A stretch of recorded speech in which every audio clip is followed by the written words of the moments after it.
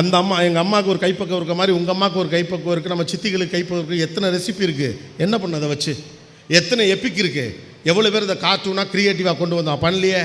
நம்ம உழைப்ப நாமளே பெருமையாக பேசக்கூடாது, பேசணும். இனிமேல் நம்ம பேசினா தான் நம்ம யாருன்னு நமக்கு தெரியும்.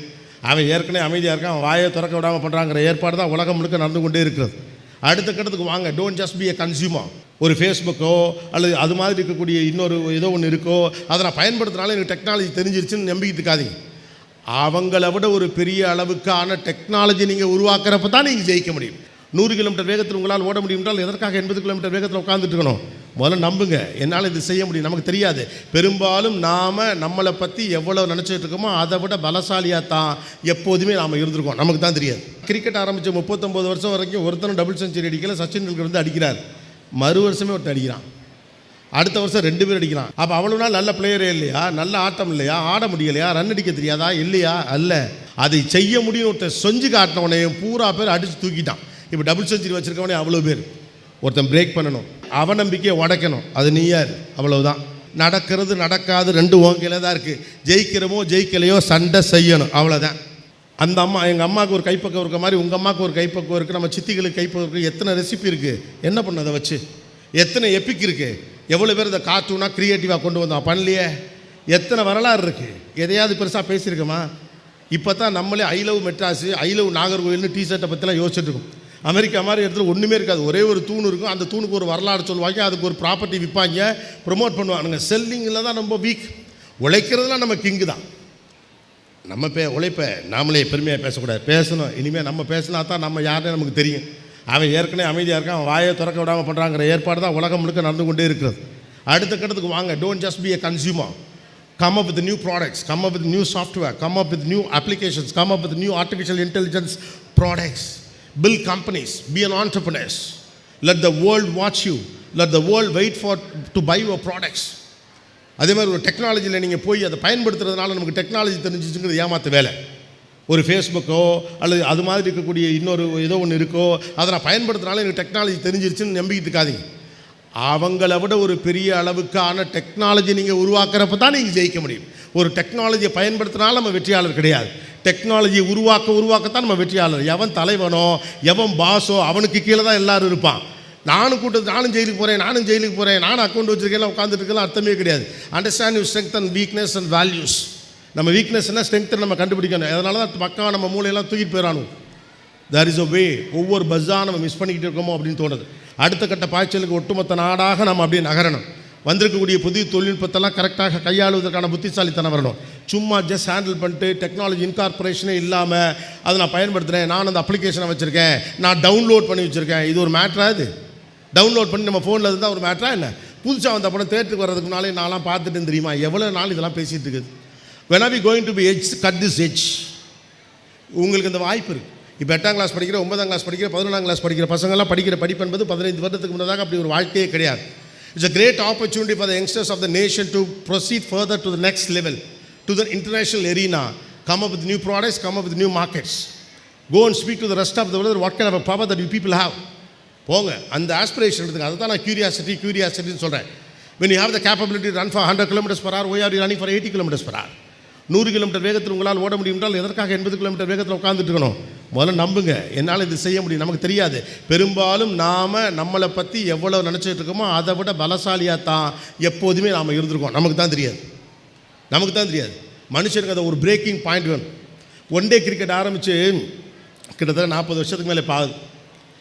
ஒன் டே கிரிக்கெட் ஆரம்பித்த காலகட்டத்திலேருந்து மிகச்சிறந்த கிரிக்கெட் வீரர்கள்லாம் இருந்துக்கிட்டே தான் இருந்திருக்காங்க. ஏகப்பட்ட பிளேயர்ஸ் இருந்திருக்காங்க. உலகத்தில் ஆகச்சிறந்த கிரிக்கெட் வீரர்கள்லாம் இருந்திருக்காங்க. ஆனால் ஒருத்தர் செஞ்சுரியெலாம் அடிச்சிருக்காங்க. ஆனால் டபுள் செஞ்சுரி யாருமே அடித்தது. அது வரைக்கும் யாருமே டபுள் செஞ்சுரி தெரியல. ஒரு மேட்ச்சில் செஞ்சுரி நிறைய பேர் வச்சுருக்காங்க. ஏன் அடிக்கலை அப்படின்னா திறமையான பிளேயர்ஸ் இல்லையா? அப்படிலாம் ஒன்றும் கிடையாது. கிட்டத்தட்ட 35 ஆண்டுகளோ இல்லை, கரெக்டாக ஞாபகம் இல்லை, கண்டிஷன்ஸ் அப்ளை மாதிரி ஸ்டார் போட்டு சொல்கிறேன். எத்தனை வருடங்களும் தெரியாது. கிட்டத்தட்ட 30 வருடத்திற்கு மேலே, 39 வருஷம் நினைக்கிறேன். ஒன் டேங்கிறது முறையான கிரிக்கெட்டில் ஒன் டே ஆரம்பிக்கப்பட்டு 39 ஆண்டுகளுக்கு பிறகு சச்சின் டெண்டுல்கர்னு ஒருத்தர் உள்ளே வந்து டபுள் செஞ்சுரி அடிக்கிறார்.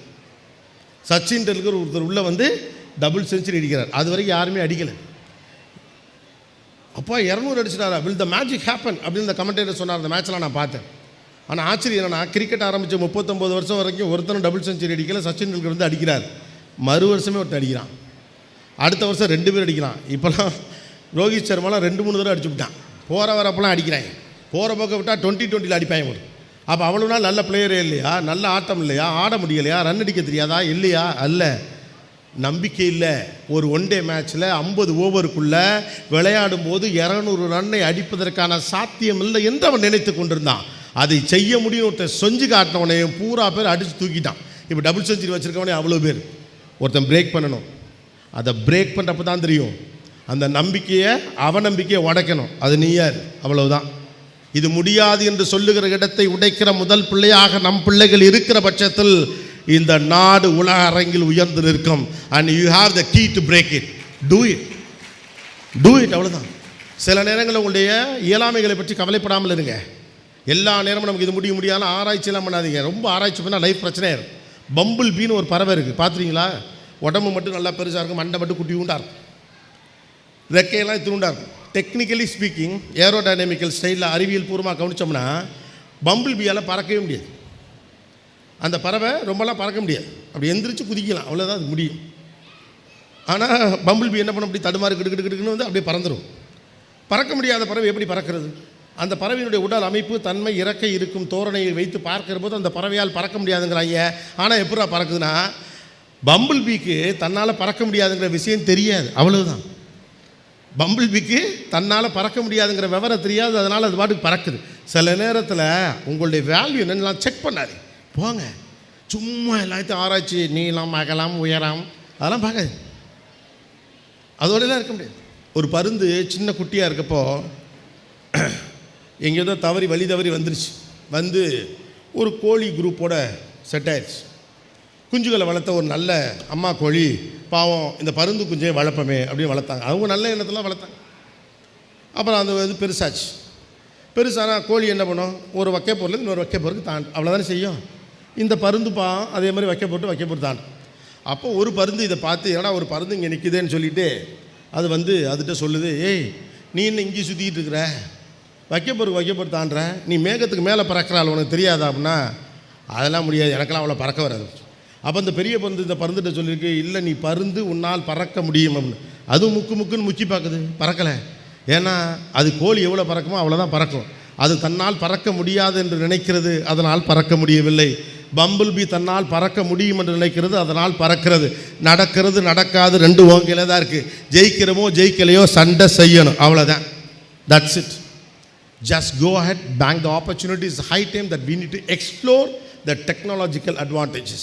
ஃபர்ஸ்ட்லேருந்து வருமா, உங்கள் உழைப்பையும் வெற்றிக்கும் இடையில் உறுதி பாலமாக இருப்பது உங்களுடைய டிசிப்ளின் தான். டிசிப்ளின் தயவு செஞ்சு வெளியில் வராதீங்க. ரெண்டாவது, பணக்காரரை போல இருக்க முயற்சி பண்ணாதீர்கள், பணக்காரராக இருங்கள், அதற்கு தேவைப்படக்கூடிய உழைப்பை கொடுங்கள். மூன்றாவது, உங்களுக்கான உலகத்தை நீங்கள் உருவாக்கி கொள்ளுங்கள், இல்லை என்றால் உங்களுக்கு பிடிக்காத ஒரு உலகத்திற்குள் நீங்கள் போய் மாற்றிக்கொள்ள வேண்டிய நேரிடும். நான்காவது, கடந்த காலத்தை போலவே அறிவியலை பயன்படுத்துவதன் மூலமாகவே நம்மெல்லாம் அறிவாளி நம்பிக்கையாக்கப்பட்டிருக்கோம். அப்படியான ஒரு ஏமாற்று வேலைக்குள் போய் சேராதீங்க. புதிதாக நீங்கள் என்ன படைப்பை உருவாக்குகிறீர்கள் என்பதுதான் முக்கியம். பொருட்களை வாங்கி சேர்க்கக்கூடிய பணம் வந்துவிட்ட காரணத்தினாலேயே பணக்காரர் நம்பாதீர்கள். உங்கள் பொருட்களை உலகம் வாங்குகிற நாள் வருகிற போது தான் உலகத்தின் உன்னத நிலையை உங்களால் அடைய முடியும். அடுத்தது, அம்மா அப்பாக்களுக்கு 5 பாயிண்ட். முக்கியமான விஷயம், உங்கள் காலகட்டத்துடைய உங்கள் பாலியத்தோடு இந்த தலைமுறை பிள்ளைகளை ஒப்பிடாதீர்கள், இவர்களின் உளவியல் வேறு. ரெண்டாவது, இவர்கள் டிஜிட்டல் ஓனர்ஸ், இங்கே டிஜிட்டல் நேட்டிவ்ஸ்.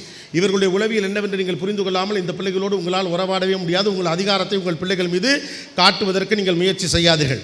அடுத்த முக்கியமான விஷயம், நான் பெத்த புள்ள, நான் சொல்கிறதான் கேட்கணும் அப்படிங்கிற அந்த இடங்களுக்கெல்லாம் போனீங்கன்னா கஷ்டப்படுவீங்க. அடுத்தது, கருவிகளை விட சுவாரஸ்யமான மனிதர்களாக நீங்கள் மாறுகிற போது பிள்ளைகள் இயல்பாகவே உங்களிடம் பேச வருவார்கள். ஐந்தாவது, ப்ரொடக்டிவிட்டி பற்றியே கவலைப்படாதீங்க. Interaction is much more important, not just the education. சந்திர காற்று நம் ஜன்னலில் வீசட்டும், சரித்திரம் நாளை நம் சாதனை பேசட்டும். நன்றி, வணக்கம், தேங்க்யூ.